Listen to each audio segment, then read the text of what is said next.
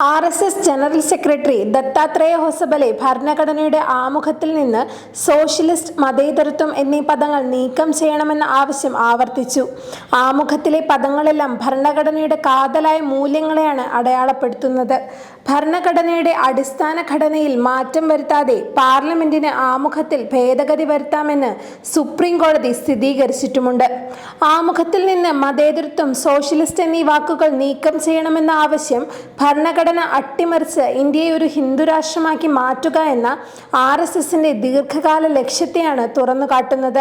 സാമ്രാജ്യത്വ വാഴ്ചയ്ക്കെതിരെയും അധിനിവേശത്തിനെതിരെയും ധീരമായി പോരാടിയ എണ്ണമറ്റ സ്വാതന്ത്ര്യ സമര സേനാനികളുടെ ത്യാഗങ്ങളുടെയും സ്വപ്നങ്ങളുടെയും ജീവസുറ്റ പവിത്ര രേഖയാണ് ഇന്ത്യൻ ഭരണഘടന. ആമുഖത്തിൽ സോഷ്യലിസ്റ്റ്, മതേതരത്വം എന്നീ പദങ്ങൾ ഏകപക്ഷീയമായ കൂട്ടിച്ചേർക്കലായിരുന്നില്ല. സ്വാതന്ത്ര്യ പോരാളികൾ എന്തിനായി നിലനിൽക്കുന്നുവോ, ഏതൊരു ആദർശത്തെ പ്രതി ജീവൻ ബലിയർപ്പിച്ചുവോ, ആ അടിസ്ഥാന മൂല്യങ്ങളെയാണ് ഇത് പ്രതിഫലിപ്പിക്കുന്നത്. ഭരണഘടനയുടെ എല്ലാ വ്യവസ്ഥകളിലും അവരുടെ ആദർശങ്ങൾ ഉൾച്ചേർന്നിരിക്കുന്നു. 1976 ഇന്ദിരാഗാന്ധി സർക്കാർ ഈ പദങ്ങൾ ചേർക്കുമ്പോൾ മഹനീയമായ ആ പൈതൃകത്തെ സ്ഥിരീകരിക്കുകയായിരുന്നു. അംബേദ്കറുടെ ഭരണഘടനയിൽ മതേതരത്വം എന്ന വാക്ക് ഇല്ലായിരുന്നു എന്ന ഹൊസബലയുടെ വാദവും തെറ്റാണ്. മൗലികാവകാശങ്ങൾ വിവരിക്കുന്ന ഭരണഘടനയുടെ 3-ാം ഭാഗത്തിൽ ആ പദം നിലനിന്നിരുന്നു. മതസ്വാതന്ത്ര്യത്തെക്കുറിച്ചുള്ള അനുച്ഛേദം 25-ലെ ക്ലോസ് 2A പരിധിയിലും മതേതരം എന്ന വാക്ക് പരാമർശിച്ചിരിക്കുന്നു. ഏതെങ്കിലും ഒരു മതത്തിന്റെ അനുഷ്ഠാനങ്ങളും പ്രചരണവും നടത്താനുള്ള അവകാശം ഇതിൽ ഉൾപ്പെടുന്നു. ഏതെങ്കിലും ഒരു പ്രത്യേക മതവിഭാഗത്തിന് അവരുടെ മതാചാരങ്ങൾ പിന്തുടരാനും ആരാധന നടത്താനും പ്രചരിപ്പിക്കാനും ഈ വകുപ്പ് അനുമതി നൽകുന്നു. അതിനാൽ ഇന്ത്യൻ ഭരണഘടനയുടെ ആമുഖത്തിൽ ഉൾപ്പെടുത്തുന്നതിന് മുൻപ് തന്നെ മതേതരം എന്ന ആശയം മൗലികാവകാശങ്ങളിൽ ഉൾപ്പെട്ടിരുന്നു.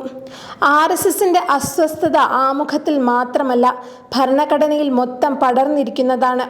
സ്വാതന്ത്ര്യ സമര സേനാനികളും ഭരണഘടനാ സ്ഥാപകരും വിലമതിച്ച മൂല്യങ്ങളെ സംഘ് പരിവാറിന് സഹിക്കാൻ കഴിയില്ല. കാരണം ലളിതം സ്വാതന്ത്ര്യ പ്രസ്ഥാനത്തിൽ RSS ഒരു പങ്കും വഹിച്ചിട്ടില്ല. അവർ ബ്രിട്ടീഷുകാരുമായി ചേർന്ന് മതാടിസ്ഥാനത്തിൽ ഇന്ത്യക്കാർക്കിടയിൽ ഭിന്നത സൃഷ്ടിച്ച് ദേശീയ പ്രസ്ഥാനത്തെ ദുർബലപ്പെടുത്താൻ ശ്രമിച്ചു. അങ്ങനെ ഭിന്നിപ്പിച്ച് ഭരിക്കുക എന്ന സാമ്രാജ്യത്വ തന്ത്രത്തെ RSS പ്രോത്സാഹിപ്പിച്ചു. ഭരണഘടനയെ അട്ടിമറിക്കാനുള്ള ഉദ്ദേശം RSS പ്രകടിപ്പിക്കുന്നത് ഇതാദ്യമല്ല. വാക്കുകളിലൂടെയും പ്രവൃത്തികളിലൂടെയും അവർ കാലാകാലങ്ങളിൽ ഇത് ചെയ്തു വരുന്നു. 2024 ലോക്സഭാ തെരഞ്ഞെടുപ്പ് പ്രചരണത്തിൽ 400-ലധികം സീറ്റുകൾ നേടിയാൽ ഭരണഘടനയിൽ മാറ്റം വരുത്തുമെന്ന് BJP നേതൃത്വം ഘോഷിച്ചിരുന്നു. ഇത്തരം അവകാശവാദങ്ങൾ രാജ്യവ്യാപകമായ ചർച്ചകൾക്ക് വഴിയൊരുക്കി. എന്നാൽ അമിത് ഷായാകട്ടെ തന്റെ പ്രസംഗങ്ങളിൽ മതേതരം എന്ന വാക്കിനോടുള്ള താൽപര്യം പരസ്യമായി പ്രകടിപ്പിച്ചു. ഭരണഘടനയിൽ നിന്ന് ഈ പദം നീക്കം ചെയ്യപ്പെടുമെന്ന BJP നേതാക്കളുടെ അവകാശവാദത്തെ നിഷേധിക്കുകയും ചെയ്തു.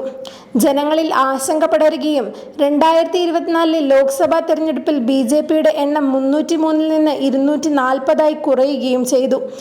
RSS ജനറൽ സെക്രട്ടറി ഇന്ത്യൻ ഭരണഘടനയുടെ ആമുഖത്തിൽ നിന്ന് സോഷ്യലിസ്റ്റ്, മതേതരം എന്നീ പദങ്ങൾ നീക്കം ചെയ്യാൻ നിർദ്ദേശിച്ച ഉടൻ കേന്ദ്രമന്ത്രിമാരായ ശിവരാജ് സിംഗ് ചൗഹാൻ, ജിതേന്ദർ സിംഗ്, അസം മുഖ്യമന്ത്രി ഹിമന്ത ബിശ്വ ശർമ്മ എന്നിവർ ഉൾപ്പെടെ നിരവധി BJP നേതാക്കൾ RSSനൊപ്പം ചേർന്നു. ആമുഖത്തിലെ ഈ പദങ്ങൾ സനാതന ധർമ്മോല്ലാംഘനം എന്നായിരുന്നു ഉപരാഷ്ട്രപതി ജഗ്ദീപ് ധൻഖറുടെ അഭിപ്രായം. ഭരണഘടനയെ ആക്രമിക്കാനുള്ള BJP-RSS ഐക്യമാണ് ഇത്തരം യോജിച്ച നീക്കങ്ങളിലൂടെ പ്രകടമാകുന്നത്.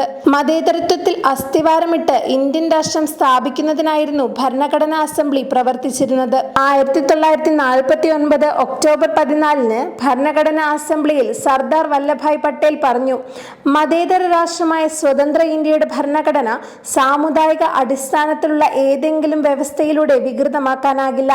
അസംബ്ലിയിലെ മറ്റൊരംഗമായ DJ-M വിൽസൺ 1949 നവംബർ 23-ന് മതേതര രാഷ്ട്രത്തിന്റെ പ്രാധാന്യത്തെ വിശദീകരിച്ചു. ഭരണഘടനയുടെ ഏറ്റവും വലിയ നേട്ടം അതിന്റെ മതേതര സ്വഭാവവും അതിൽ നിന്ന് ഉയർന്നു വരുന്ന മതേതര രാഷ്ട്രവുമാണ്. രാഷ്ട്രത്തിന്റെ മതേതര സ്വഭാവം നേടിയെടുക്കാനായി ഭരണഘടനയിൽ വ്യവസ്ഥ ചെയ്യുകയും ചെയ്തു. എന്നാൽ രാജ്യത്തിന്റെ മതേതര സ്വഭാവത്തെ ഇരുട്ടിലാക്കുകയും അതിനെ ഇല്ലാതാക്കുമെന്ന് ഭീഷണിപ്പെടുത്തുകയും ചെയ്യുന്ന കറുത്ത ശക്തികൾ ഉയരുന്നുണ്ട്. പ്രധാനമന്ത്രി മാർഗനിർദ്ദേശത്തിലും നേതൃത്വത്തിലും രാജ്യത്തെ പുരോഗമന ശക്തികൾ ഇരുട്ടകറ്റും. മതേതര രാഷ്ട്രങ്ങളായി മാറും മുമ്പ് യൂറോപ്പിലെയും ഏഷ്യയിലെയും പല രാജ്യങ്ങളും അനുഭവിച്ച നാശത്തിന്റെയും ദുരിതത്തിന്റെയും നാളുകളിലൂടെ കടന്നുപോകാൻ നമ്മുടെ രാജ്യത്തെ അനുവദിക്കില്ല. ഇന്ത്യൻ ഭരണഘടനയുടെ ആമുഖത്തിൽ സോഷ്യലിസ്റ്റ്, മതേതരത്വം എന്നീ പദങ്ങൾ ഉൾപ്പെടുത്തിയത് സുപ്രീം കോടതിയും ശരിവെച്ചിട്ടുണ്ട്. 2024 നവംബറിൽ ഭരണഘടനയുടെ 75ാം വാർഷികത്തിന്റെ തലേന്ന് ഈ പദങ്ങൾ ആമുഖത്തിൽ ഉൾപ്പെടുത്തിയതിനെ ചോദ്യം ചെയ്ത് സമർപ്പിച്ച ഒരു കൂട്ടം ഹർജികൾ സുപ്രീം കോടതി തള്ളിക്കളഞ്ഞു. ഭരണഘടന അംഗീകരിക്കുന്ന സമയത്ത് ആമുഖത്തിൽ ഈ പദങ്ങൾ ഇല്ലായിരുന്നു എന്നതിന്റെ അടിസ്ഥാനത്തിൽ മാത്രം പിന്നീട് ചേർത്തത് അസാധുവാക്കാൻ കഴിയില്ലെന്നാണ് chief justice Sanjiv Khanna, justice PV Sanjay Kumar എന്നിവരടങ്ങിയ സുപ്രീം കോടതി ബെഞ്ച് വിധിച്ചത്.